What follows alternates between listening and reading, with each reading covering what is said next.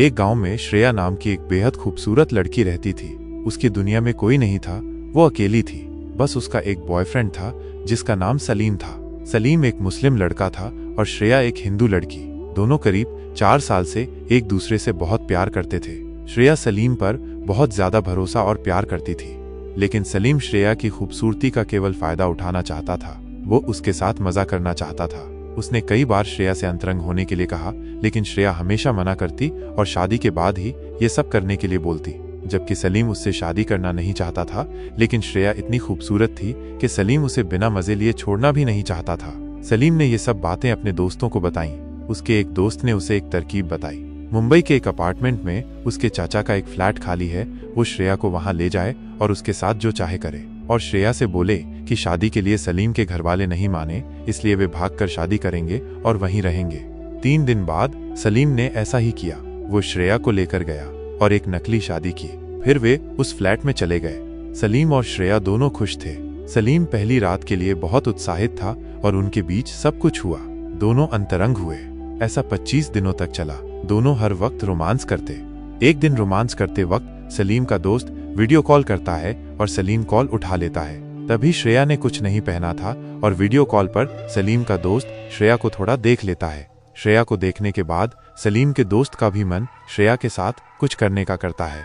शाम को सलीम और श्रेया बीच पर घूमने जाते हैं। तभी सलीम का दोस्त सलीम को कॉल करके बताता है कि सलीम के घर वाले सलीम को ढूंढ रहे हैं और वो भी श्रेया के साथ अंतरंग होना चाहता है। सलीम अपने दोस्त को मना नहीं कर पाया और उसे अगले दिन आने के लिए बोलता है। श्रेया और सलीम दोनों वापस घर आते हैं।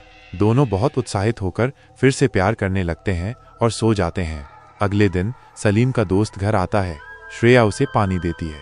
तीनों बैठकर बातें करने लगते हैं। तभी अचानक सलीम श्रेया से बोलता है, तुम्हारे साथ मेरा दोस्त सोना चाहता है। यह सुनकर श्रेया घबरा गई और बोली, मैं तुम्हारी बीवी हूँ, तुम ऐसा कैसे बोल सकते हो। तब सलीम ने उन्हें अपने पूरे प्लान के बारे में सब कुछ बताया और दोनों दोस्त मिलकर श्रेया के साथ जबरदस्ती करते हैं। सब कुछ करने के बाद श्रेया दोनों को धमकी देती है और बोली वो पुलिस के पास जाएगी और उन दोनों की शिकायत करेगी। ये सुनकर दोनों दोस्त श्रेया का गला दबाकर मार डालते हैं। सलीम बहुत डरा हुआ था, लेकिन उसका दोस्त बोला, इस लड़की का कोई नहीं है, इसे कोई ढूंढेगा भी नहीं। एक काम करते हैं, इसे यहाँ से ले जाकर कहीं गाड़ देते हैं और अपने घर चले जाएंगे।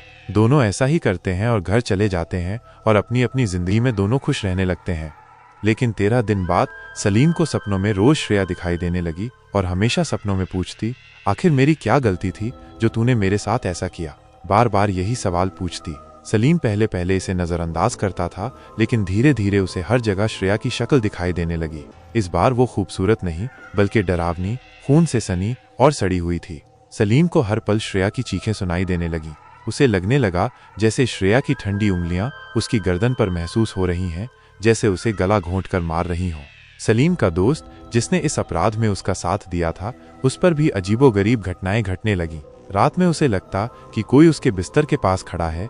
उसकी सांसें तेज हो जाती और कमरा ठंडा पड़ जाता। उसे अक्सर श्रेया की धुंधली परछाई अपने घर में मंडराती दिखती।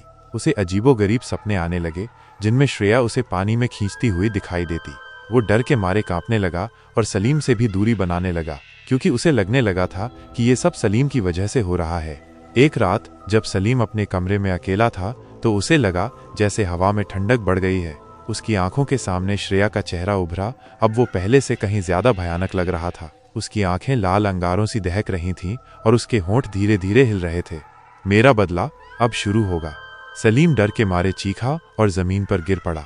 अगली सुबह उसे उसके बिस्तर पर मृत पाया गया। उसके चेहरे पर भयानक डर के निशान थे, जैसे उसने अपनी आखिरी सांसों तक किसी खौफनाक चीज का सामना किया हो।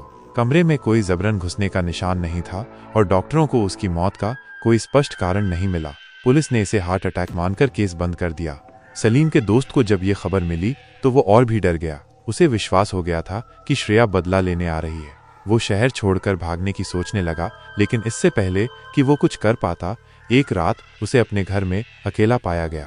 कमरे का दरवाजा अंदर से बंद था। अगली सुबह जब पड़ोसियों को कोई हलचल नहीं दिखी तो उन्होंने पुलिस को बुलाया।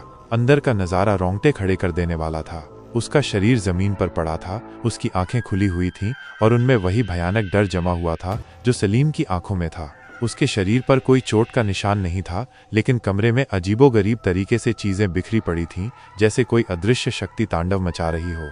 दीवार पर खून से एक नाम लिखा था, श्रेया। पुलिस को कोई सबूत नहीं मिला, कोई चश्मदीद नहीं था। इन दोनों मौतों को रहस्यमयी मानकर ठंडे बस्ते में डाल दिया गया। लेकिन गांव में और उन गलियों में एक फुसफुसाहट फैल गई थी।